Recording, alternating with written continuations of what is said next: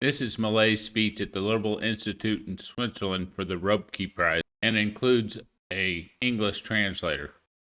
I particularly like the part of the speech where Milei says that fiscal discipline and monetary rigor are a form of respect to those who have to pay taxes by force, something that every politician should have to write down 100 times a day. It's an honor for me to have been invited here today by the Liberal Institute and all the organizers to be awarded the William Röpke Award, which honors one of the greatest representatives of liberalism of recent history. Everyone here knows that Professor Röpke, who grew up and studied through destructive force of inflation. After the First World War, Germany went through long periods of inflation as it abandoned the gold standard and dedicated itself to issuing trust papers without backing the to finance the war. The war continued to print units, which ended up leading an inflation that took the exchange rate against the mark in the space of 2 years, the dollar, from 60 to 4.2 billion in Spanish, trillion in English. That is 4 and a 2 and 11 zeros. 4.2 trillion. That is a 4, a 2 and 11 zeros. Mrs. said that as long as socialists continue repeating their lies, we have then keep repeating the same truths. For example, monetary nature of inflation. That's why it's hard for me, man. The mere number, yes, it's truly shocking that we have to discuss these certain things. All this motivated William to dedicate his life to understanding to inflation and reading the teachers and teaching what the theories were teaching him, the theoretical foundations, and what was the great German economic miracle as and they were accused of making inflations intentionally, and the phenomenon under expansionism or injecting liquidity. Why am I telling all this? For two reasons. First of all, because I find it admirable the conviction with which he defended his reason, honesty and common sense in the midst of the moral decadence and intellectual dishonesty that reigned at the time, even when he was facing one of the most sanitary regimes that our species has ever known, which cost him exile. I wish there were more William Röpke amongst us who defend what is correct and true without fear of reprisals from a totalitarian majority. Because St. Augustine said, what is right, even if no one does it, while what is wrong, even if everyone does it. Secondly, because several parallelisms catch my attention without intending to get to the height of a man like Röpke. I find it curious that just so many years ago in Germany, today the world talks about the Argentine economic miracle for having revolted to the exact basis, the fiscal austerity and monetary rigor. Fiscal austerity as a form of respect for citizens who pay their taxes by force, given that a leader cannot squander the citizens' money as if it were infinite, and monetary reliability so as not to defraud the population with currency lordship by issuing bills as if this had no consequence, or even as if it were beneficial, as some fiscal degenerates try to make us believe.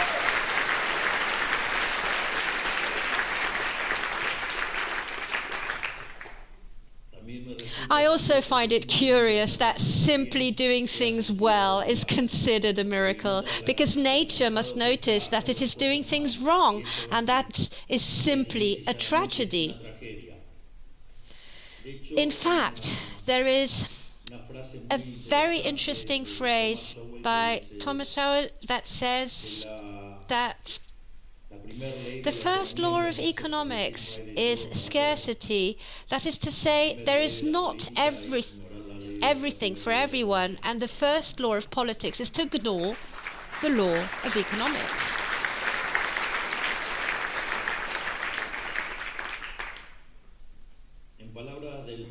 In the words of the own Ludwig Erhard, we can see the economical miracle.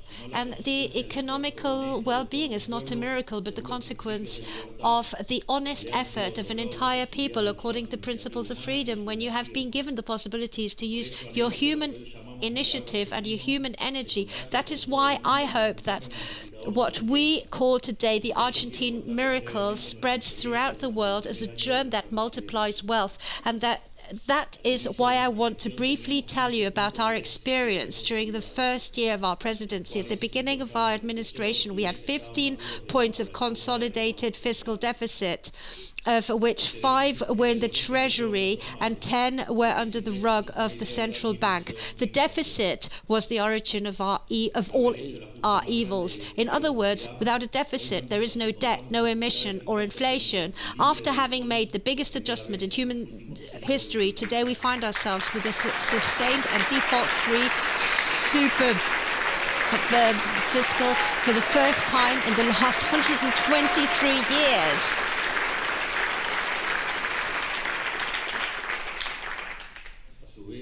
At the same time, at the beginning of our management, the inflation rate was traveling at a rate of 17,000% annualized at the wholesale start.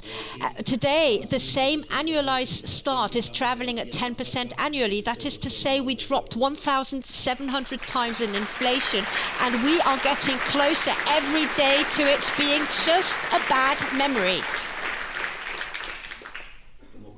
As a direct consequence of having annihilated inflation, we reduced poverty to 54% in the first quarter of 2024 to 38% in the third quarter, and we trust that this path will continue. In fact, the monthly frequency data is already at 36%. That is to say, we'd reduced poverty by more than 21,000 on a monthly basis, which means that we have lifted more than 10 million Argentinians out of poverty.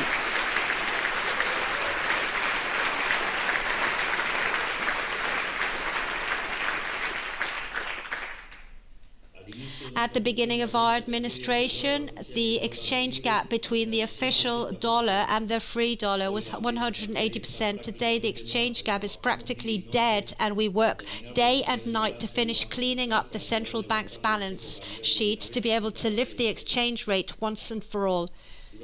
During 2024, we saw a strong appreciation of our currency, something almost unprecedented for our country, which caused the average basic salary to grow from $300 to $1,100. At the beginning of our management, we had a country risk of 1,900 points, which was even higher, since at the time we had won the election. It was between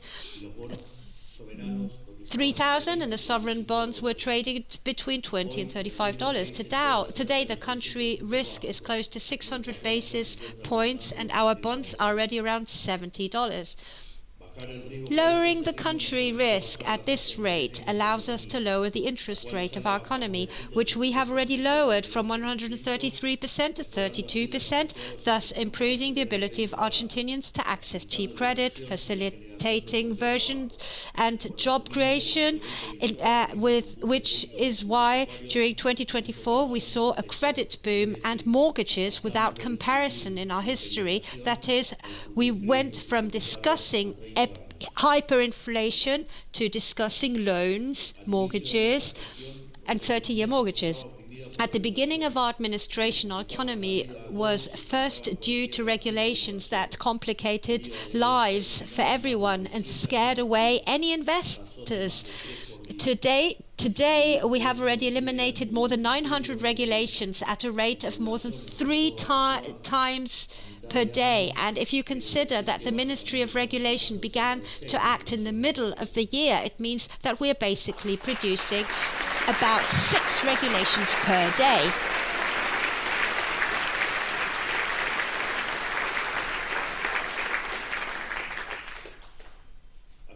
At the same time, the base law and DNMU 70 as a whole have made the largest structural reform in Argentinian history, 8 times larger than what President Menem did in the early 90s. And I say something to those who want 3,200 more structural reforms, and we are going to make Argentina the freest country in the world.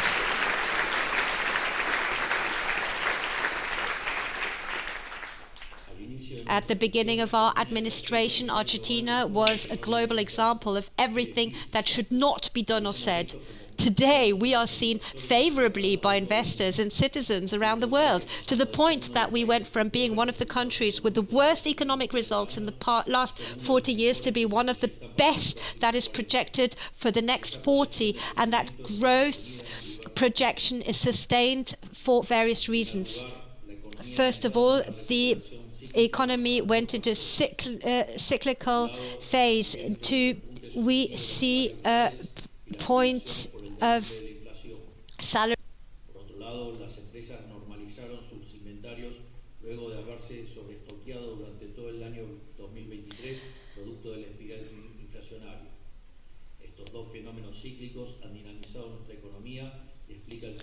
Firstly, the economy has entered a cyclical recovery based on 2 factors.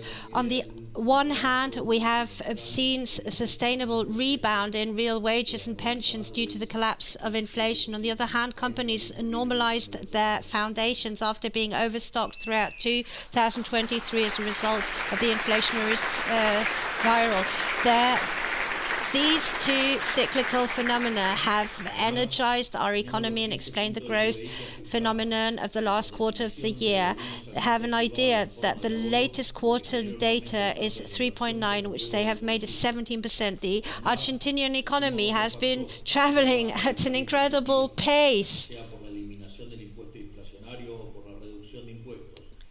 Furthermore, we have the 15 points of the that we adjust, and by definition we return to the private sector in the form of savings, which generates an increase in both investment and the consumption. In addition, another factor is added, which is a lowering of tax burden. That is due to the elimination of the inflation tax, or the reduction of taxes that we have already started and are going to deepen during this year.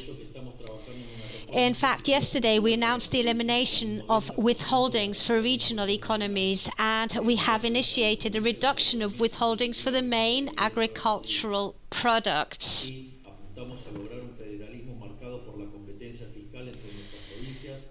That is why we are working on a structural tax reform to reduce the amount of national taxes by 90% and return to the provinces the taxes that they have lost and should never have lost, to give them back their autonomy. Thus, we aim to achieve a federalism marked by fiscal competition between our provinces to see who attracts the most investments in this matter. Here in Switzerland, they have several decades advantage to us. They are several decades in front of us, ahead of us.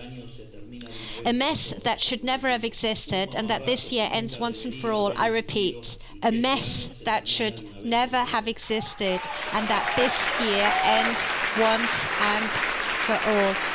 To this end, we are working on different alternatives to provide a definite solution to a problem of the central bank's stock, and in the sense of meeting with the IMF that we have had, Washington have been positive. This is a barbarity that should never, ever, ever have taken place. And I will repeat, it's a barbarity that should never have taken place. This is why we are working with various alternatives to find a definitive solution for the stocks in the central bank. In this sense, it was very positive to have met up with the IMF in Washington in parallel in order to close the central bank as we have promised, and thus end inflation forever in our country. We are moving forward.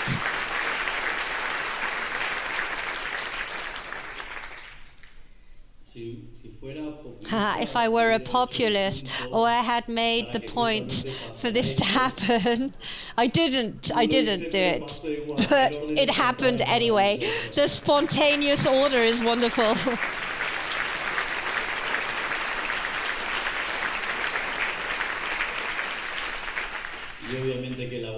And obviously, the will of the individual to be free is much more. In this sense, we are moving towards a currency competition scheme so that all Argentinians can use the currency that they want in their daily transactions, except for paying taxes for now.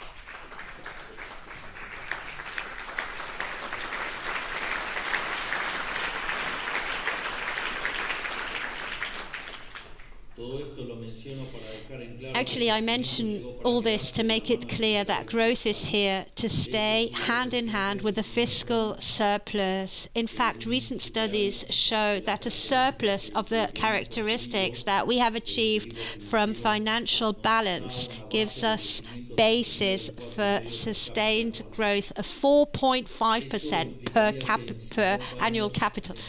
That would imply that in 50 years, Argentina could be catching up with the United States.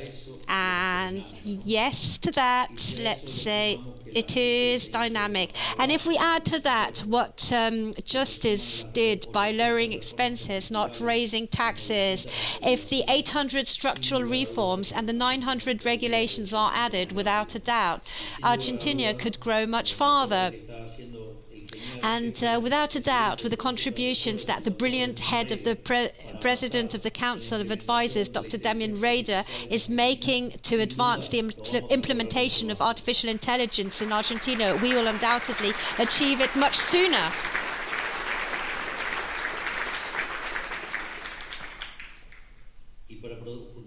And to deepen growth, it is also essential to free ourselves from the restriction of foreign trade that is not squeezed today to be able to import and export more goods and services, moving from having a handful of regional clients to having almost 200 global clients. This will begin a growth process that will make us converge to the prosperity levels of the great powers, just as we knew how to do more than 100 years ago. For this reason, we are looking for our first step in the scenario to enact a free trade agreement with the United States and to take advantage of all our capabilities that are being wasted today. You can take advantage of our unique ecosystem diversity, which only 2 or 3 countries in the world can boast of, given that we have mountains, forests, glaciers, deserts, jungles, plains,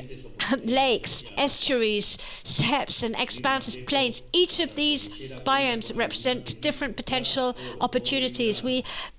Without going any further, our mountains range has abundant lithium, silver, gold, copper, and uranium minerals that the global economy needs, and that due to the decision to expel investments and lack of long-term vision, today we export zero. On the 24th of today, the first steps were taken with an incentive regime for large investments that gave a logical fiscal and legal framework to investments of more than $200 million.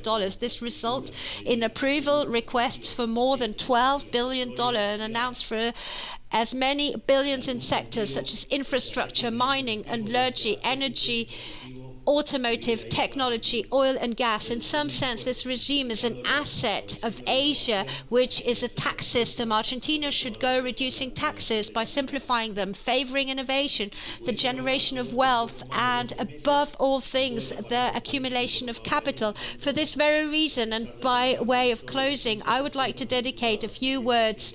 Defenders of freedom, do not stop being forced by the diatribes of collectivism that seeks to destroy any dissidents. Judgment, our ability to speak the truth. That is why they do not hate us. They invent laws to censor us. They seek to imprison us or exile us because they try to deny reality in order to support their lies. But what they will never be able to do is deny them overwhelming results of the reality. And a phrase that Mrs. used, which was Virgilio, that you don't have to be in the face of evil, you have to turn it into a force. And you know that because yesterday I stood up,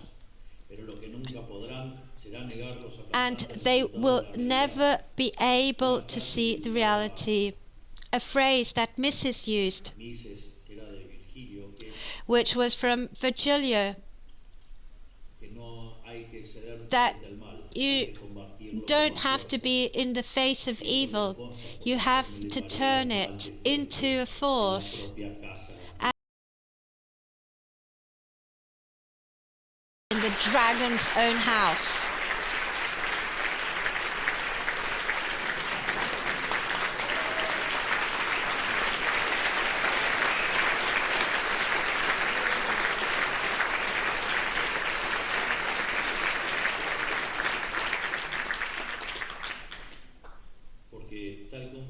Because, as was demonstrated in Germany, thanks to the ideas of William Röpke, miracles exist, and they are enough to apply a model based on some elementary truths, that the state has the size it has, and that is what is collected through taxes. The inflation that is destructive for an economy is a product of monetary issuance, and as such, to put an end to that, we do not have to issue more money. In fact, money should once again be private, just as Hayek preached.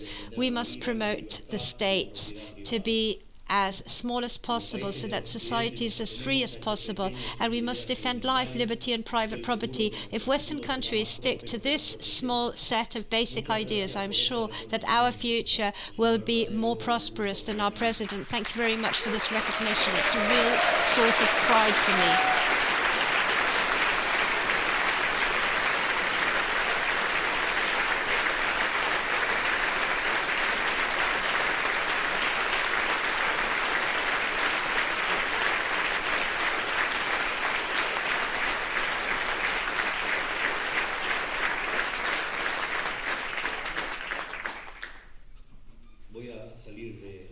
I'm going out of protocol. Sorry, Walter. Walter, he's my interpreter.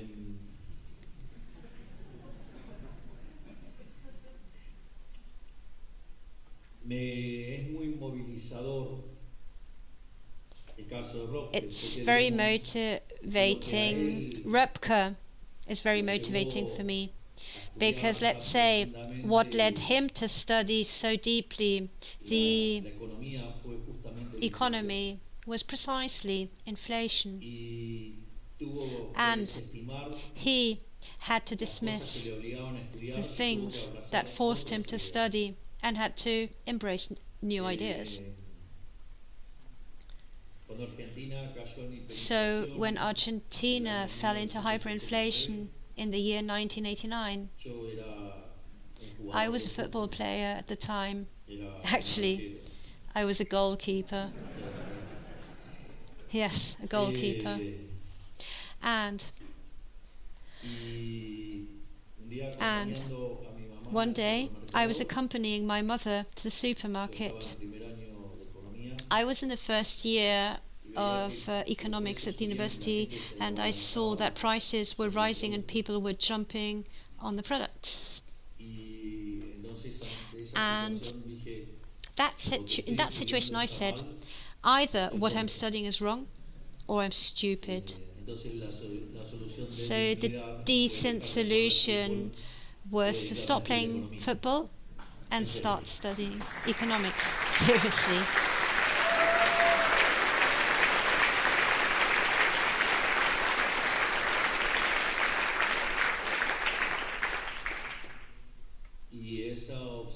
And that obsession with economics led me to write my first academic article as a 20-year-old. It's called Hyperinflation and Market Distortion.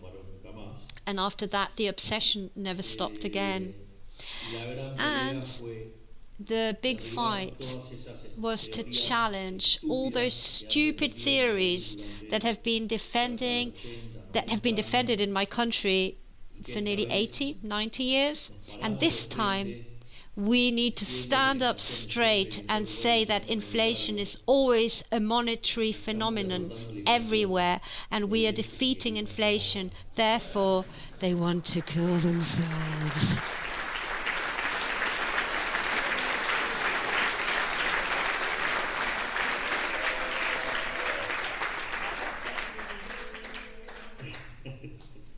Yes.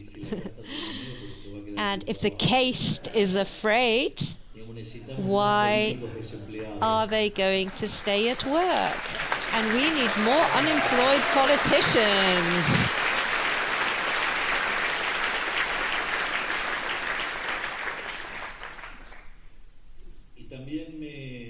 And also I find the Röpke role that he plays is very attractive, because he tries to find the balance between theory, which implies politics, and what entails in terms of the social fabric, something that I'm trying to solve as successfully as possible.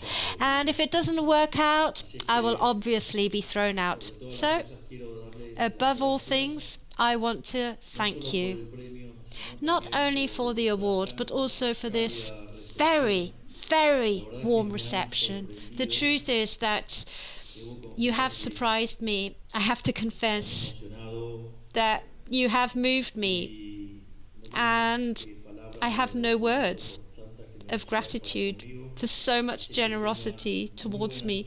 So I wish you a very nice afternoon, that God is with you, that the force of heaven guides us.